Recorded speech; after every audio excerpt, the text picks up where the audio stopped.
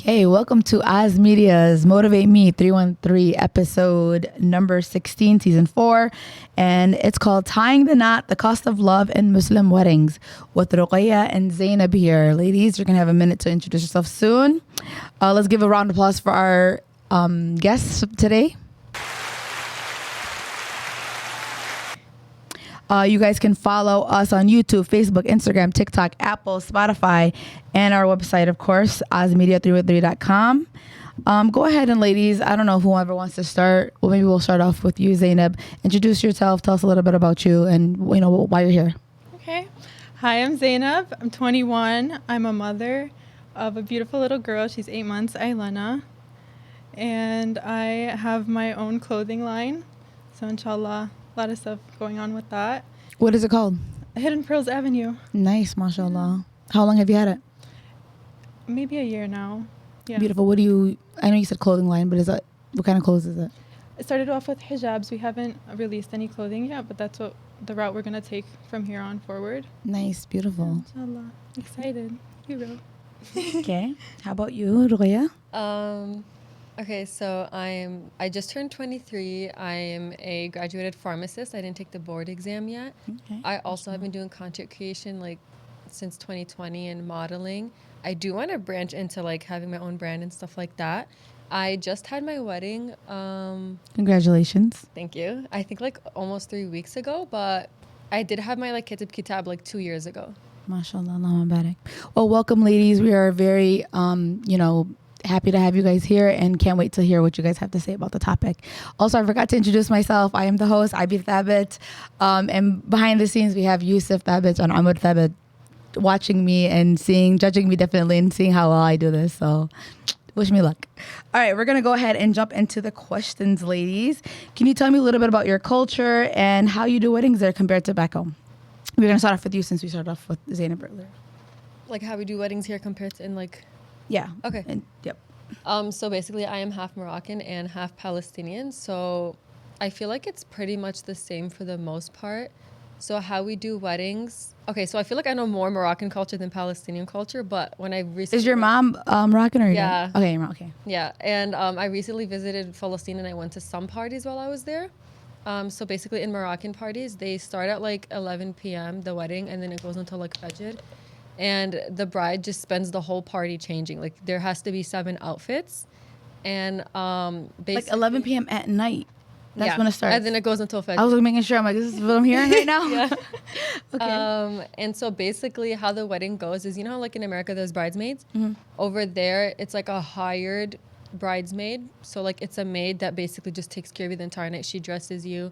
She gets, because you're changing a lot, they put the clothing on you. They help you sit. They make you look cute for the pictures, stuff like that. Maid of honor. But hired. Nice. Yeah. Okay.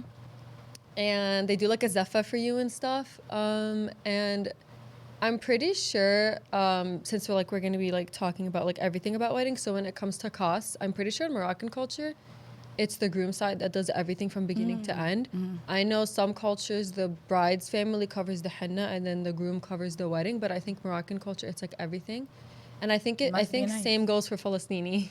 Yeah. From what I know, from where I'm from. And so I think both my cultures, they're very heavily henna focused. I know some cultures don't do hennas, but both of my cultures, they focus a lot on the henna party. Okay.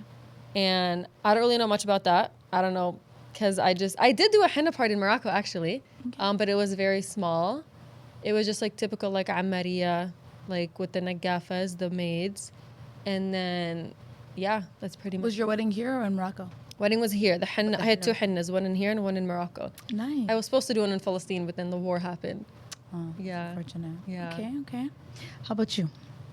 So believe it or not, when I got married, I had to learn everything the way the Bosnians did it because I grew up with Arabs and I was so unfamiliar with it and their traditions. A lot of it's pretty much the same. We don't have a henna the way that you guys do. So it makes it a little less fun in my opinion. They go to the bride's home. They pick her up after she's done getting ready. And then they kind of just go to a hall or center that they rent out and they have a very typical wedding there. They dance. It's called kolo. I know you guys have debka. Very similar. but very, very basic. I don't know too much of the details in terms of what they do. What we did was they also came to my home in the morning, and then we went to the masjid to do our nikah, and then we went to our hall and just had the wedding party. So you had your nikah the same day as your wedding? Yeah, we don't do I know that with Arabs, you guys do it like months in advance, sometimes even like a year prior to it. For us, it's usually just the same day. You know, some families don't let them like start talking until after the aqd is done. Yeah. And some families, you know, in the khutbah. And like, see, we call it aqd, but there's nikah, there's kibt kitab, there's like so many different names to it. But with like Yemeni culture, I got married back home. And it's wild. Like, there's so many days. We have not only the henna day, but like you could have your own day. It could be like a Turkish day, a Hindi day, like literally I was dressed up and dolled up for like a whole week. And I didn't know anybody in the crowd but like maybe a couple of my cousins, you know? So it wasn't really like where I enjoyed it. But for the bride in Yemen, I dressed in my wedding dress 3 days. Like the first day was for my side of the family where my parents paid for it. The second day is the zaffa, when I went from our house to their house, which was like a long drive. And then third day is when they threw a party for me. So it was literally a week of my hair getting done, my like makeup, like I was done by the end of it. And I didn't even enjoy it as much as I wanted to because I didn't know anybody there. You know what I'm saying? But in America, obviously there's the henna day and there's like the wedding day. People, it varies, man, because some people do it simple, but some people go all the way out. And I know we're going to talk about that and get deeper into the topic. So what do you guys, here we go. Why do you think the cost of Muslim weddings have skyrocketed in recent years? What do you guys think? I don't know if they skyrocketed. I think weddings in general skyrocketed just because like inflation and stuff. Because I know when like my older siblings got married before, it was like the prices were a lot different because I was there when they were booking things. And now it's like, yeah, you don't see a hall for $5,000 anymore. That's true. But yeah, I think, I don't know. I don't know if I've only been to like every wedding is the same. Like it's pretty much just decor, stage, the fireworks, the smoke, centerpieces, cake. Like it's the same thing every time for me, like from what I've witnessed. And then like sometimes there's like performances like Debka and stuff like that. But I don't know. I think it would just be inflation. I don't know. Do you have anything to say, Zejneb? Yeah, I feel like for the Yemenis that I'm around, I feel like it's almost like become a competition in between them. Who has the bigger wedding, the better wedding, who has the most mahr. Yes. All of that, I think it's become a competition. I think that's what they kind of forget that they're actually getting married and there's more to it than just the wedding that they're planning and how much mahr you're receiving. I just think they get so consumed in that. I think there's like two parts of it, right? It's like the mahr part, and then there's like the wedding part. A lot of the girls are being creative, you know, and trying to like, be smarter about it. But then there's girls as well, like you said, that are trying to top it, like what can they add more to their wedding? Like they have the 360 booth, they have the coffee carts, they have the dessert on the side. They have, like I'm telling you, I've been to weddings where it was like crazy, and I'm like, for what? Like there's no more barakah in it, in my eyes. Yeah. But thank you. I mean, but like, listen, if you got it, you got it. I'm not judging any side, but at the same time, I feel like there's so much more that, especially if you don't have it and you're trying to like put up a front, like to like, be, like you said, the competition or try to like fit in or whatever. That's when you're like in debt before you even start your, marriage, and it's not worth it. And then there's Mahr, right? The people that, like you said, there's a huge competition, and I don't know why they feel like it's like their worth, like the amount of money that they're, asking for is like their worth. Like I'm worth this. You're worth. You don't have a worth. You don't have a topped worth. That's something. Not that you don't have worth. You have unlimited worth. That's what I meant. You have unlimited worth. So why put a price at it? Make sure the person that you're marrying is worth you, not the amount that he's paying, because he could be a millionaire, but he could treat you like nothing. Yeah. You know what I'm saying? So prices. I don't know. It's just. I do think though for like mahr, you also have to think about the prices of mahr are going up, because I don't know where I heard this from, but personally I feel like mahr should be like 3 months of living. Like, so if anything happens, like you need to be able to get by and start a new life with that amount. So that's why I feel like don't be crazy like high. Like if you're marrying like somebody that doesn't make that much of an income, don't be asking like a crazy income. But if like your husband can totally afford it, then it should be, I feel like it's reasonable to have like a 3 month security plan. Right. No, I'm not knocking down Mahr at all, but I really think that people need to focus on the individual themselves. Are they a provider? Can they sustain you? Are they in school? Like figure out their situation. Like, I'm going to be real with you. With my own brothers, with their situations or whatever. My two brothers, when they got married back home in Yemen, one of my brothers was going to school in pharmacy school. He was still a student. He wasn't working. You know, he was working to get by, but he was not working. And then my other brother, same thing. He was still in school. So, you know, alhamdulillah, the mahr of the both females were not at all that, you know, much. But now, alhamdulillah, you know, mashallah, they have houses, they have families. He's well off. He's a pharmacist. Like, it's going to pay off. You know what I'm saying? But their family didn't ask for anything compared to prices. So, like, why not be patient? But I get what you're saying as well.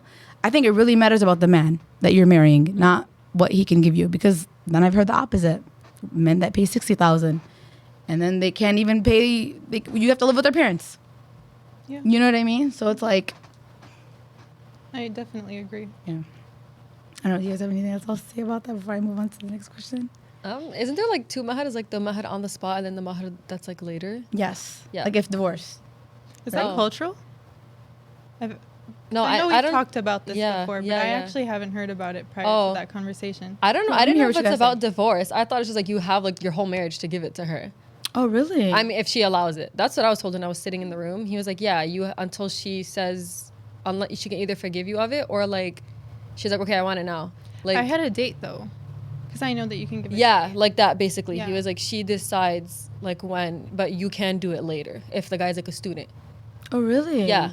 So that's like more of like if you can't pay all of it at once. Yeah, like he'll give you like a little bit now. Like Okay. he has to give you some amount now, and Okay. then you can say the rest later, Oh, so or like that's- every year give you like some gold until it adds up. Yeah.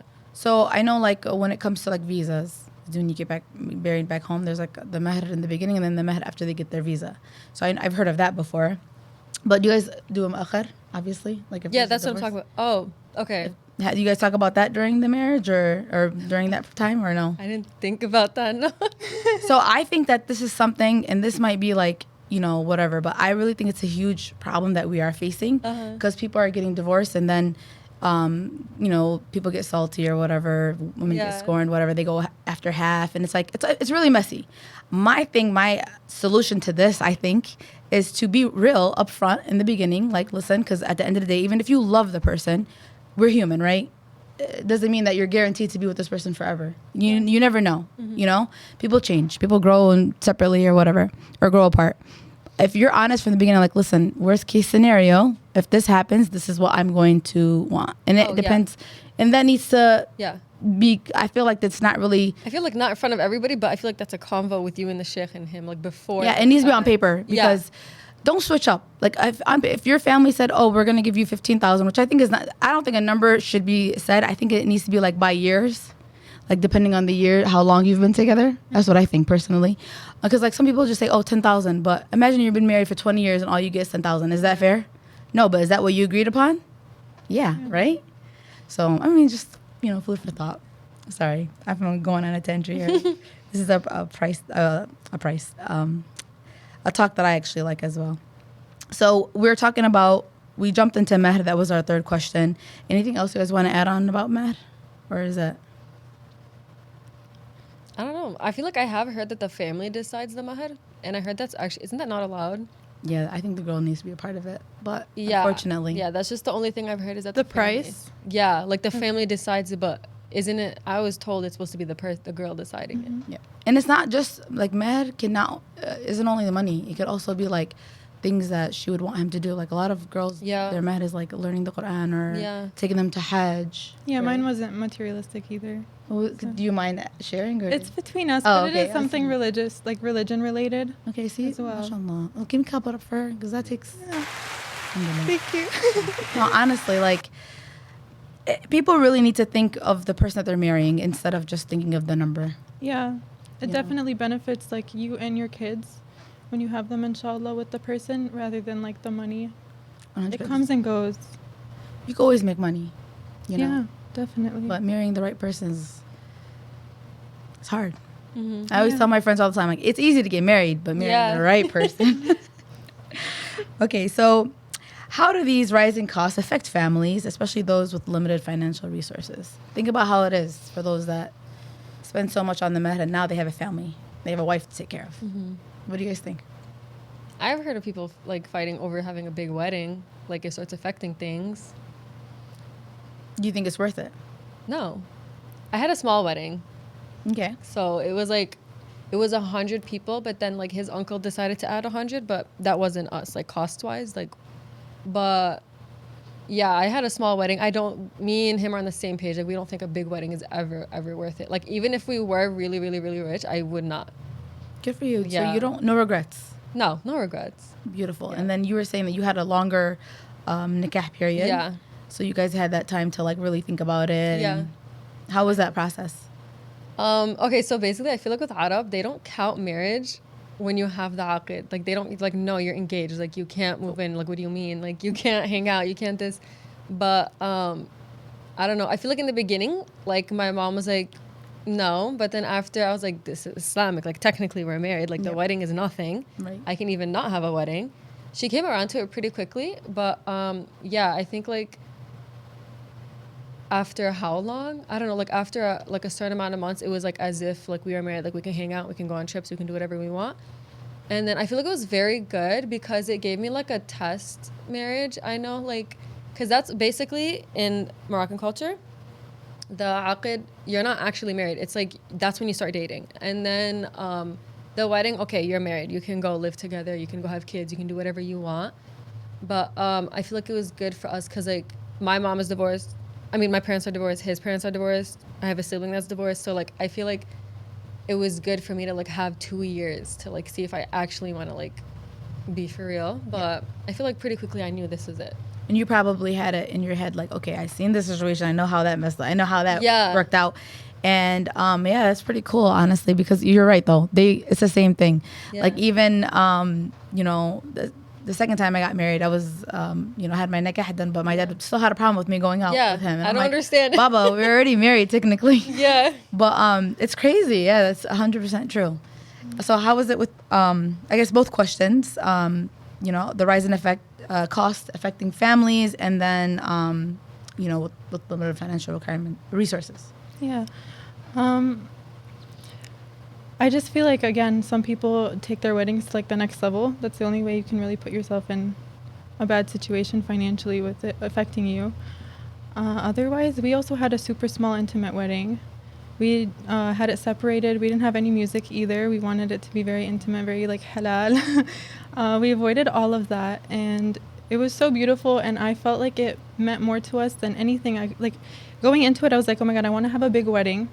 It has to be so cute. Like I want pictures of everything. And then when you actually just kind of go for the more intimate and the simple route and you come out of that, you're like, wow, this is perfect. There is nothing more we could have asked for.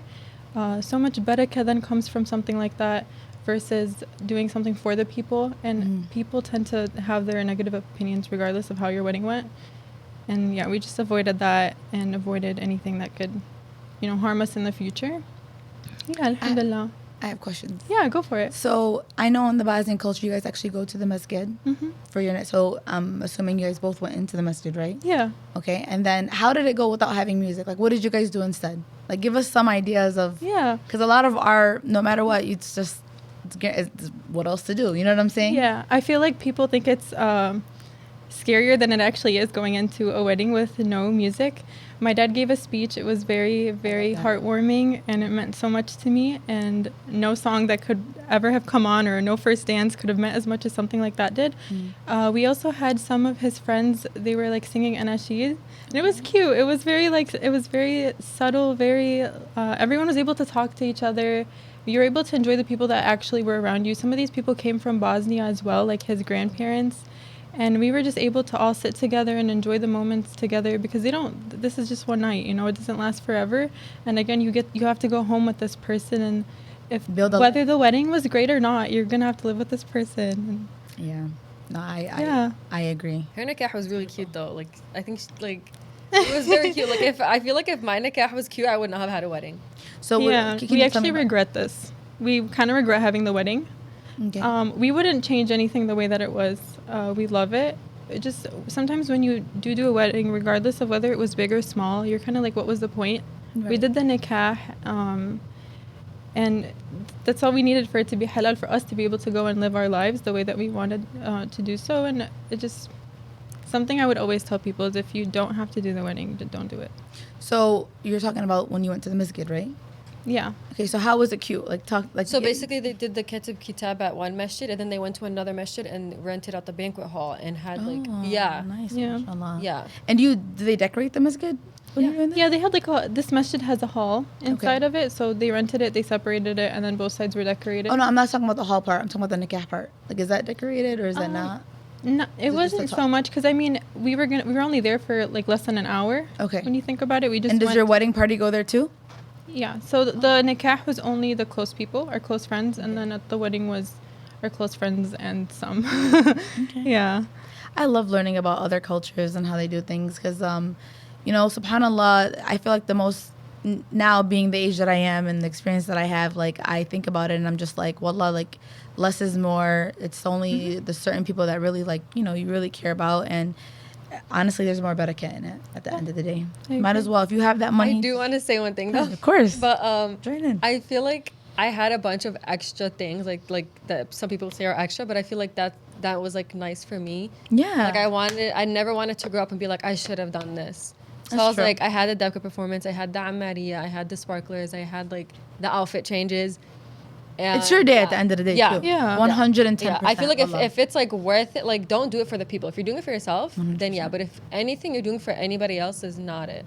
And mashallah, Allahumma barak, like, you're mixed. So it's like you Yeah. have a lot of culture. Yeah. And you want to celebrate that as well. Yeah. Oh, no, 100%. Like, honestly, it's everybody in their, what they can afford and what they want. Yeah. It's your day. Because you're not, hopefully, inshallah, you don't get married again. But, at the end of the day, it's your day. Seriously. Hey, your wedding was beautiful, mashallah. Thank you. I loved it. I don't remember it. I want the pictures so That's I can, how I like, felt. It's going to take forever. For some Yeah. strange reason, photographers, get better. No, I'm a wedding photographer. You are too? But I deliver photos Yeah. fast. Because, like, or at least a sneak peek, right? Yes. Yeah. Like some, just, they want to, because it would drive me nuts. Yeah. Wallah, it would drive me nuts. Okay, so, all right, what are some creative, budget-friendly alternatives that couples are exploring to celebrate their weddings? I know we talked about it a little bit, but what were some things that you were like, I could do it myself, or, you know what, maybe we'll do this instead of this just to save costs? You guys have any ideas? All right. Okay. It doesn't matter. Go for it. Go if you for have it. something. Okay. I can't say I did anything personally because my husband did give everyone only 3 weeks to prepare the whole entire wedding. But I have seen I've seen a couple influencers do just the nikah, and then they'll have like a super small party afterwards, and that was it. Like that was their wedding, just the two combined, and I love that. I've been loving that. Mm-hmm. And they'll decorate it on their own. They'll have their friends decorate it with them. It's very simple. Yeah. Yeah, a lot of my Bengali friends are like that as well. Like they'll, their family will decorate, and it's beautiful.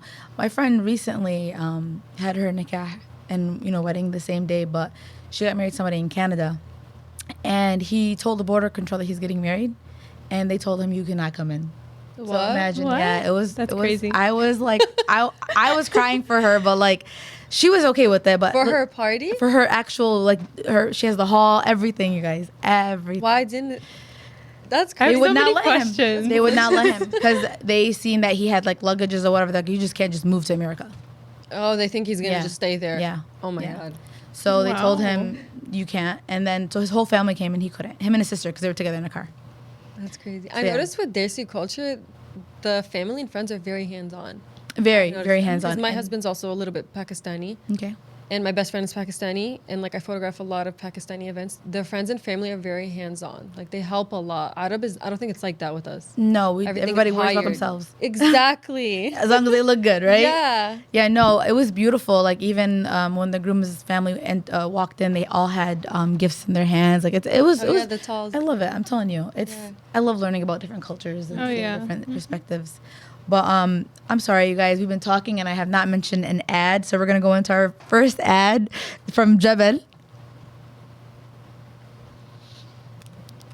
Jebel Coffee House offers all of their customers an elevated coffee experience. If you stop by any of their locations, you will see a coffee house with a luxurious design, innovative spaces to meet with your friends, as well as exceptional service. They offer the best premium Yemeni coffee and quality crafted drinks. You can try their fan favorite, the Adeni tea, iced Jebel latte, or any of their refreshers and matchas. Also, don't forget to add one of their delicious pastries or desserts to go with your drinks, which we guarantee will satisfy that sweet tooth. They currently have a location in West Dearborn, with locations coming to North Carolina, Illinois, Florida, Ontario, and California. You can visit their website at jebelcoffeehouse.com or download the Jebel app, available on all your smartphone devices. Okay, welcome back. All right, we just talked about budget-friendly alternatives, but now let's change the topic. Can I do that? Yeah, of course. Okay. Of course. So I went to a wedding right before. Okay, the good thing about being like a small event photographer is seeing so many weddings before your wedding. Oh yeah. Because me and Imran, we were the first people in our friend groups to have our nikah. So that was rough. Like we were literally just doing we had no idea. But then after we kept going to them and we were like, I wish this happened before ours. But for the wedding, it was different because we became wedding photographers like suddenly, like 2 months before. Are you guys together? Yeah. Oh, that's cute. Yeah. Okay. So we saw a lot of things. So right before our wedding, we saw like these people, like they decorated the tables immediately around the stage, not like the rest, like for centerpieces. I was like, okay, that's smart. I'm doing that. So I only put centerpieces on the ones surrounding the stage. We did that for Amar's wedding too. Yeah. I feel like also, it Budget turns out friendly. my centerpieces were too big for people to eat anyway, so it's good like for them to put the food down. So thank God it wasn't all the tables. Oh, mashallah. But yeah, that was something we did. Like DIY decor is something, and some people they do fake cakes. So like it's cheaper. I know my friend did that. Like she just had like a sliver, and then some other like budget friendly things. I know people hate on this, but I didn't want to get a whole bunch of like those gold chairs. You know what I'm talking about? I feel like that just Unnecessary. racks up unnecessary. And then also being a photographer, I've seen when the decorator is literally late and then the whole party's late. So I was like, the chairs is separate from the decorator. I don't want to rely on two different people, so we just got chair covers. Too many vendors, right? Yeah, too many vendors. That's basically it. Too many, like, there's too much to rely on. So I was like, we'll just do with the decorators. If they can't bring chairs, we'll just do chair covers. Yep. Yeah. You know, with Arab weddings, like we don't really, especially if they're separated, we don't really take video of everything. We only focus on the families and then the backdrop. You know what I'm saying? So it's not necessary to do the centerpieces for sure. And the men's side, we don't decorate the men's side too. That's like save some money as well. Yeah. Party favors, what do you guys think? Yes or no? I didn't have them. I did them. Yeah, I didn't do them. Were they unique or were they like the mirror It was or the literally- candy? So basically, a lot of my stuff was just like, my party favors were random. I think first it was chocolates. Okay, so I did like my wedding based off of what I think as a guest, my experience, and I'm always hungry. So like, okay, let me give them chocolate so they can munch before the wedding. Yes. And I also told the wedding hall people to serve the food immediately. So like, I was just thinking like what I like as a guest. So I gave them chocolates. I was like, I love fans. I did fans. Cute. And Usable. Yeah, it was basically practical. So something if you're hungry, and then like fans. I think that's what I did. That was it. I like party I favors, love the though. fans actually. See, I like- so cute coming and sitting and seeing the Yeah. fans. I loved it. Very cute. For the hennas, like I love that they're doing now like little henna tubes and Yeah. kohal and like the lipstick, like the traditional. I think that's cute too. But for weddings, like you know the ones that if they have their names on them and stuff like that, like you know I feel like some people are not gonna It use has to them. be practical for the guests. Yeah. Yeah. Candies, chocolate is always good and something that we can use for sure. Any other budget friendly before we move on to the next question?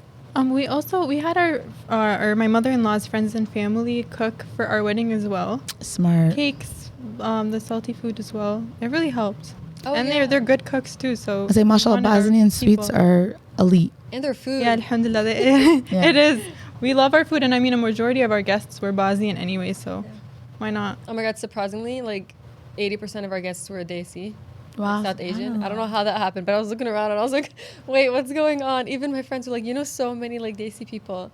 But yeah, like our wedding was very, very mixed. I love that. Yeah. Okay, so we're going to switch it up a little bit. We're going to talk about marrying at a young age. It's common in many cultures. What are the reasons behind this trend or in the Muslim community as well and across from different regions? So why are we seeing this, or is it common both in the Muslim community and also in different regions? do you guys think? Do you want me to start? Mhm. Okay. In the Bosnian community, I will say, I think this used to be a common thing. I don't see it happening too often anymore. Everyone is very focused on like finishing their school before, and like how you said for you and Imran, you guys did the nikah and then finished your schools and then got married. We don't do that. So they'll date for X amount of years, and then eventually when someone finishes the school, whether it be both of them or the man first, then they'll end up getting married. And I don't like that the community does that and that they've changed towards that, because one, it takes away all the barakah. You guys are, I mean, dating in general for that like such a long period of time, it's not allowed for us. And then it takes away from all of the struggle that you guys are supposed to go through together in marriage. Coming into a marriage and you guys are both already successful and you guys are together for years and you guys are living happy, something happens, and how are you supposed to get through it together? This is like the first struggle that you guys will come across married, and you guys have never went through having to sacrifice anything together. You guys have never went through having to wait for someone to finish something. There have been no struggles before, and it's all been happy, and then when something happens, you're kind of like lost, like what do we do now? That's true. Let me hear from you. What do you think when it comes to marrying young? And is it something that's, common? Is it uncommon? Like, what are your thoughts on? I don't know. I feel like I don't see anybody getting married young. I wasn't aware it was a trend. Yeah, I feel like they're changing now. I know it's a trend to the women are marrying men younger than them. Oh no! Oh. My husband's younger than me. Oh, how No way. much Like 6 younger? months, but but I'm also like 4 years ahead in school. Like 4 years? Yeah, like I'm already finished my doctorate program, Oh, and okay. he just graduated undergrad, but he's in his master's program now. And then my friend, like her husband, she graduated. Her husband's in starting medical school. My other friend, she's like 25. Her husband's like 23 or something.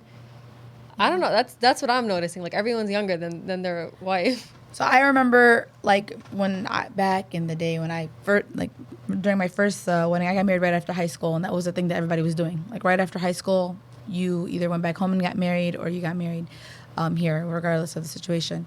But now I do see it. People are finishing their degrees and getting married afterwards. But there's a lot of people that I know too as well recently that, don't want to wait and they want to get married, and, they're meeting people here. And I really think age doesn't matter. I think it's finding the right person. I don't know if you guys agree or not. Yeah. So if you are young and this person's on a good, track ahead of his life, and you guys both... But I do love the fact of the struggle together, because imagine you both lived your own separate lives. You have your careers. You don't need each other. And like you said, it's kind of like, well, I really don't need you. Yeah. But when you've struggled together and you built, and you're more likely to like, when you're younger, to like, compromise, I think a lot easier, because you're still learning yourself. They're still learning themselves, and there's that joy in still being naive. You know what I'm saying? But like cause I'm speaking on myself right now. Like, I'm not gonna lie. There's a lot of things that I'm like, I will not compromise. Like, I'm at this part of my life, and I need this person to be at this part of the, point in my life. Especially, you know what I'm saying? Yeah, I feel like because I graduated, I feel like now I don't think I would have ever been able to compromise anything if I were to start looking for marriage now, because I'm like, well, I'm a doctor at 22. What are you? So I feel like that would have been crazy. But I don't think people get married young on purpose. I think it's just like, hey, I met somebody, I like you, why not? Yes. Yeah. Yeah. It's just like, it just happens. I don't think anyone's like searching. I don't think people start searching until they're older. But like, yeah, 100%. marrying young is just like, it just happens. But like when you do meet someone, right, and you are young, better than to like, go into haram. You know what I'm saying? It is. Just get married. You found the right person that you see a successful future ahead with them. Yeah. Don't delay it. Our religion says it as well. So it's like. Yeah, I agree. And like you grow together. I feel like it's very hard when you're like both set on your stuff and then you're trying to like mix with somebody. Yeah. I feel like growing together, I don't know, I just feel like there's just always like something like more special about a couple that grew together. Yeah. So you're sorry, go ahead. No. I already spoke more than enough. I'm glad that I'm hearing from you guys. Celebrating your guys' success together, married, versus like, oh, hey, I just get to come to your graduation party. It also helps you focus. Yeah. Like having a family, like coming up and stuff like that, you focus. You have goals, you know, when you aren't Goals together. Yes, yes. know? Even more important. Yeah. You know, I love your situation. Like, that was really, that's a nice way to do it. Like, where you're 2 years, try it before you buy it. No, just, I don't want to say it like that. But you know what I mean? Like, that, because, like, you really don't know someone until you test them, until you actually get into, like, situations where you're struggling. So we're going to go into our next ad. Are you guys making fun? I think I'm getting too comfortable. Should I just take over your job or what? No, just joking. I keep forgetting the ads, but, you know, we'll get there. Okay. So we just finished talking about marrying at a young age. Do you guys have anything else to say before we jump into the next question? You guys are good? Solid? Okay, so let's share some. I know we've been sharing personal stories throughout, but let's share some personal stories or experiences relating to weddings that highlight challenges or joys of planning a Muslim wedding. What were the highs, the lows, the messy part? Did your families get involved where you're like, no, I want to like this? And, you know, it happens a lot in our family, as we're saying. Yeah, we had. Did you want to go? Just go. I should say, you know, because it does.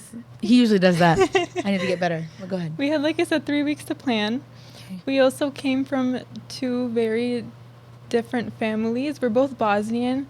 One being a little newer to practicing, and one being my parents have been practicing, I think, for a very long time. Like since my dad actually came here from Bosnia. My husband's family is very like. They're a lot looser, not his parents, but like the grandparents, cousins, all of them. So the wedding that I think that they would have wanted to have and the wedding that we had might look like 2 whole different things. Like I said, we didn't do music. We didn't do the dancing that the Bosnians typically do. It wasn't mixed. No, it was separated as well. Yeah, it's different too. Yeah, so all of these things I think were a little newer to them, and those were some, not that they made it challenging, they really did not. Alhamdulillah, they were so nice, they're so sweet, they're always so understanding with whatever it is that we want. I just think it was a little newer to them, and I think his parents were on board. I think the families coming into the wedding were kind of like, oh, this is different. And they actually came up to us and told us like, hey, this is so nice. And it's like, I've been to a couple weddings like this, so to me it's not different. For them it is though. So they were just like, this is so different, it's so nice, like it was actually a lot of fun. And I was like, yeah. Did you take off your hijab or no, since it was separated? No, so the masjid itself, you can separate almost all the way. Okay. So we did have to keep our hijabs on just to be safe, but we had a stage which we went to take pictures on for just like a little bit, but we went to our separate sides, and that's where we. So that's where you guys can still say the speech. Yeah. Oh, I like that. Yeah, it was very nice. Mashallah, very beautiful. Thank you. Okay. Do you have anything else to say before? No. Okay. Your turn. Can you repeat the question again? I'm the same. I'm like, did I forget?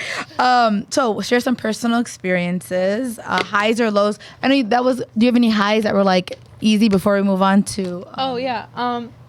And you mentioned them. I think even, like I mentioned, the struggle with having just 3 weeks, I think it also made it much easier because I just had those 3 weeks to stress out. And then after that was it. I can't remember anything in particular that would be considered a high besides that. I feel like I don't remember that whole month. It went by so quick. Did you ever forget to like invite anyone? Was that like an issue where you're like, oh dang? No, Good. no.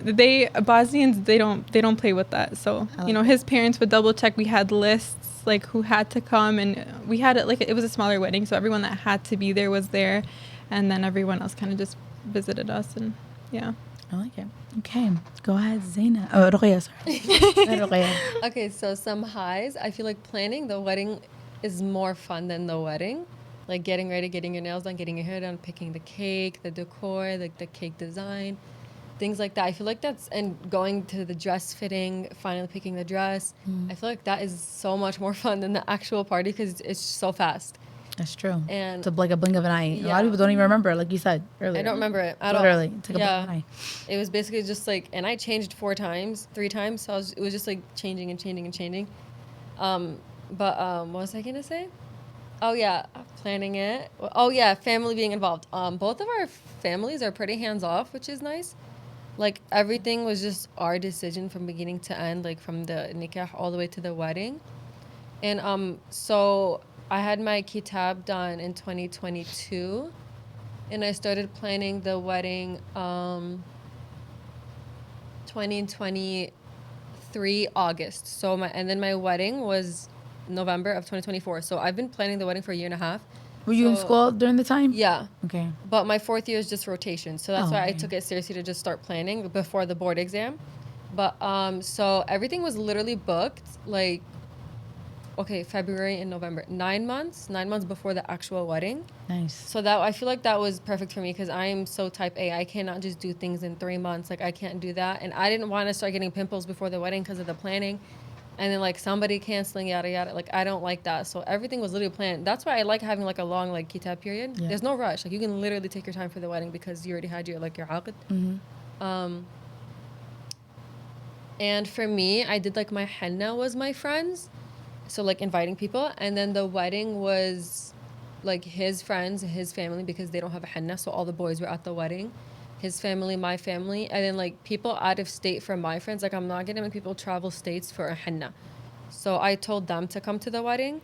I had a lot more say in the henna party Yeah. than the wedding. I think I only had like 10 friends, like my bridesmaids, like plus like 4 people when it came to the wedding.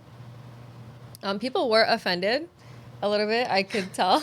Yeah, I was gonna say. remember that. But like they were invited to the henna. Like I would be happy. At least you're invited to something, and it's it's weird because they don't. I would even never invite get you. mad, bro. Yeah. I would never. That's just to me is like it's embarrassing. Like they're already stressed out. They're getting married. It's their day. Yeah. Let them decide on whatever And they it's want to random decide. people. It's not even people you're close with. Like I'm not even invited to your birthday party. Like why are you mad you're not invited to my wedding? Right. Yeah. But you know what it is? It's like, sadly, I think it's Arab culture in a way where like we invite everybody and their mom. You know? Oh yeah, we did not do that. Oh yeah, our wedding was very different than a typical wedding. Yeah. We had assigned seating, which no Arab don't do. Yeah. We did not. It wasn't free loosey goosey +1. Like you had to like nobody even got a +1 unless they were married. Like then you can bring your spouse. And yeah, like I was very strict about that, and I think people respected that.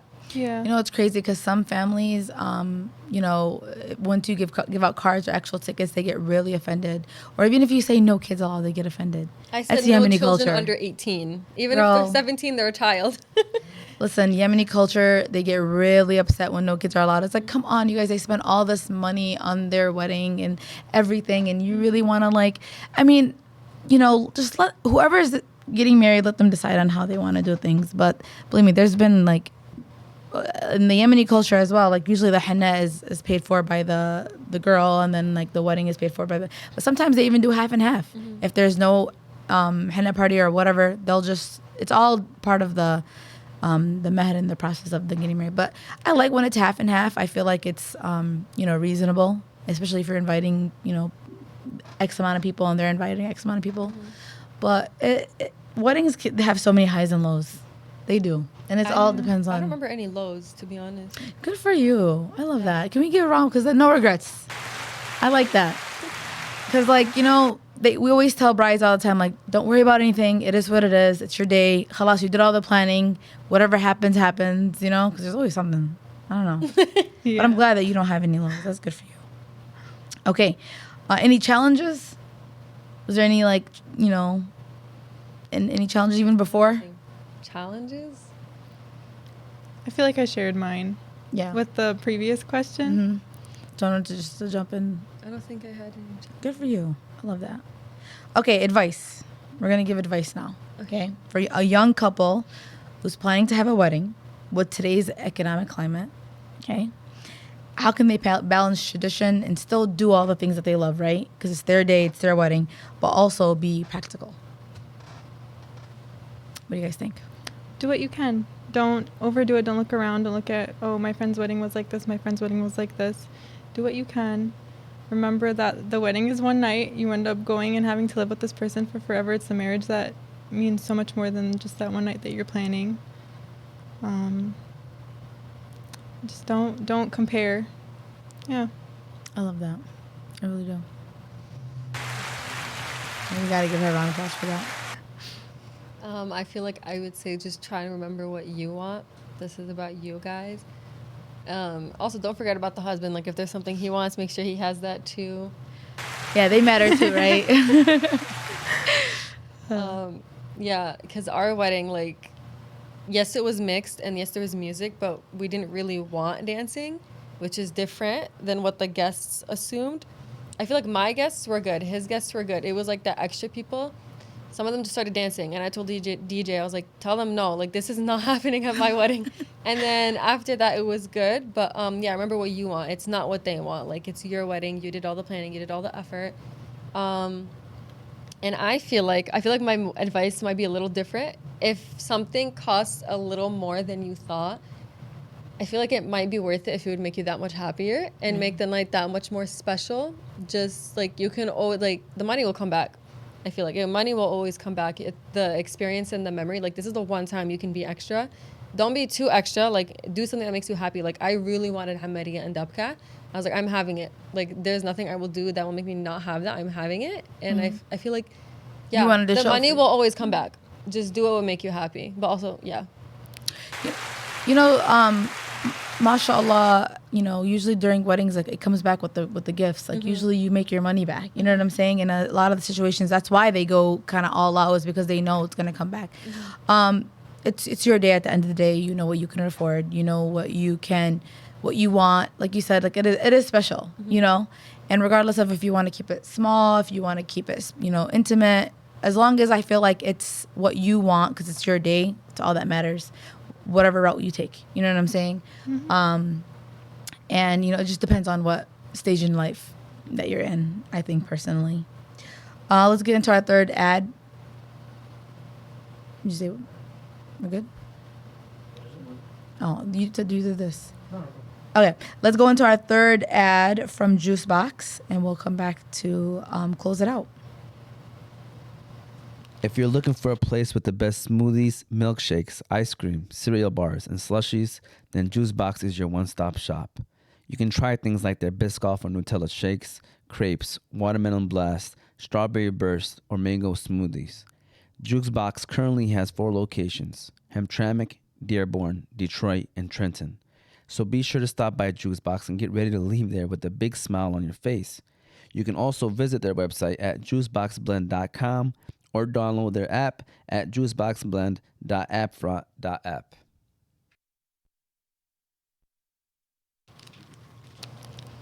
Okay, before we close this out, I just want to remind you guys that you guys can follow us on YouTube, Facebook, Instagram, TikTok, Apple, Spotify, and our website, osmedia313.com.